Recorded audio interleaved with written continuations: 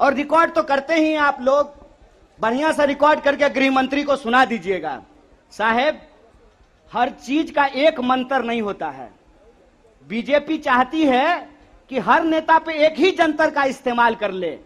तो मैं भाजपाइयों को कहना चाहता हूं, रे भाजपा वालों, ये राहुल गांधी हैं, इंदिरा गांधी के परिवार से आते हैं, राजीव गांधी के बेटा हैं, आतंकवादी से नहीं डरे, तुम तो वैसे भी माफी मांगने वाले लोग हो भाई, तुमसे क्या डरेंगे यार।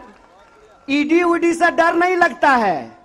ईडी से हम अपने नेता को नहीं बचाना चाहते हैं, हम बस इस देश की जनता को बताना चाहते हैं कि ईडी इनके घर पे आया क्यों है। ईडी इनके घर पे इसलिए आया है कि मोदी जी को कोई साधु बता दिया है कि विपक्ष के सारे नेताओं पे एक ही कैप्सूल इस्तेमाल कीजिए।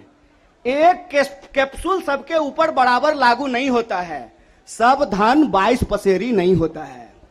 इनको लगता है कि एक बार ईडी भेज देंगे तो कांग्रेस पार्टी डर जाएगी, कांग्रेस के कार्यकर्ता डर जाएंगे और चुप होकर के बैठ जाएंगे कि देखो देखो इसके नेता के ऊपर ईडी आ गया है, तो कार्यकर्ता को कौन पूछता है।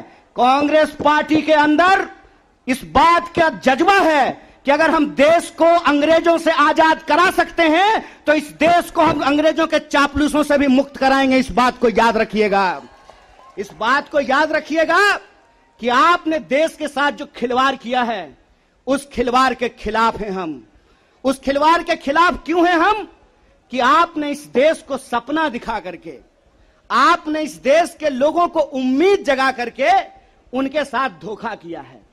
ये हम नहीं बोले थे, श्री 108 श्री माननीय प्रधानमंत्री जी बोले थे कि हर साल 2 करोड़ नौकरी दी जाएगी। क्या मीडिया वाले? मोदी जी बोले थे ना कि हम बोले थे? अरे बोलिए ना महाराज, आपको भी बोलना पड़ेगा, याद रखिएगा इस बात को। सबकी बारी आएगी, इस बात को याद रखिएगा। अरे हमारे लिए क्या है, जब तक जेल में चना रहेगा, आना जाना लगा रहेगा, हमको कोई दिक्कत नहीं है, लेकिन बारी सबकी आएगी, इस बात को याद रखिएगा। कहे थे ना मोदी जी कि हर साल 2 करोड़ रोजगार देंगे, बोले थे कि नहीं बोले थे? अरे बोलिए ना, आप कांग्रेस के कार्यकर्ता हैं, भाजपा के थोड़ी हैं कि डर जाएंगे, बोलिए। बोले थे ना, बोले थे ना कि महंगाई कम होगी, बोले थे ना खाते में 15 लाख रुपया आएगा, बोले थे ना अच्छा दिन आएगा। आया क्या? मोदी जी के स्टाइल में पूछूं क्या, आया क्या? अब नया जुमला आया है, अब नया जुमला आया है कि हम अग्निपथ लेकर के आए हैं। एक भाजपा का नेता ईमानदार है, कैलाश विजयवर्गीय को धन्यवाद देना चाहिए। कम से कम उसने इस देश के नौजवानों की शंका दूर कर दी। उन्होंने बता दिया भाजपा की नई योजना है तैयार, भाजपा ऑफिस में सभी नौजवान बनेंगे चौकीदार। यही योजना है ना। लेकिन मैं कहता हूं विजयवर्गीय जी, आपका बेटा बल्ला बहुत बढ़िया चलाता है, अफसर पे बैठ चला रहा था, उसको बीजेपी ऑफिस में क्यों नहीं सिक्योरिटी गार्ड बना देते हैं? मंत्री का बेटा बनेगा सेक्रेटरी, मंत्री का बेटा बनेगा बीसीसीआई का सेक्रेटरी, और किसान मजदूर का बेटा बनेगा भाजपा ऑफिस में सिक्योरिटी गार्ड। हाय रे हिपोक्रेसी, इसी को हिपोक्रेसी कहते हैं ना। और बेईमानी किसको कहते हैं? देश की जनता को लगा कि जब मोदी जी बोल रहे हैं तो सच ही बोलेंगे। मोदी जी की हर बात को मान लिया देश के लोगों ने। मोदी जी ने कहा दीपक जलाओ तो देश ने दीपक जलाया, मोदी जी ने कहा बत्ती बुझाओ तो देश ने बत्ती बुझाया, मोदी जी ने कहा थाली बजाओ तो देश ने थाली बजाया। सब कुछ किया इस देश ने, लेकिन देश अब तक इंतजार कर रहा है कि मोदी जी जो हमको कहे थे उसमें से एक भी चीज पूरा नहीं किए हैं। और ये देश की जो परिस्थिति है, इस परिस्थिति पे मुखर होकर के हमारे नेता बोलते हैं। इस बात का हमको गर्व है कि सरकार के सामने बिना झुके कोई लड़ता है अड़ करके, तो उसका नाम राहुल गांधी है। उसको डराना चाहते हैं, उसको डराना चाहते हैं, उसको झुकाना चाहते हैं। अरे आप कहते हैं मोदी जी मैं भी चौकीदार, मोदी जी के समर्थन में लोग कहते हैं मैं भी चौकीदार। ये चौकीदार नहीं हैं, ये देश के ठेकेदार हैं। और ये देश के ठेकेदार कैसे हैं? क्योंकि इस देश के लोगों का, उनके भविष्य को ये ठेके पे कर देना चाहते हैं। ये जो अग्निपथ योजना है, इसकी मोटी मोटी बात आप समझ लीजिए। मैं बड़े ध्यान से सारा प्रेस कॉन्फ्रेंस सुन रहा हूं।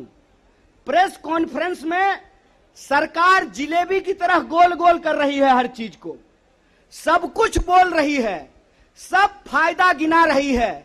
हो सकता है कि कोई भाजपा का मंत्री यह भी आकर के कह दे कि अग्निपथ योजना में शामिल होने के बाद आपका बाल नहीं गिरेगा। जिस तरीके से उसके फायदे गिनाए जा रहे हैं, लेकिन असली बात नहीं बताया जा रहा है। एक सिंपल सवाल है, सरकार को इस बात का जवाब देश के नौजवानों को देना चाहिए। क्या सिंपल सवाल है कि जो भर्तियां हो रही थी वो भर्ती होगी कि नहीं होगी? सवाल नंबर एक।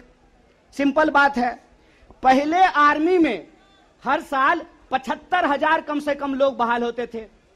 बाद में बीजेपी ने इसको घटा करके 50,000 कर दिया और पिछले 2 साल में, अब तीसरा साल है, 50,000 लोगों को की भी भर्ती नहीं की गई।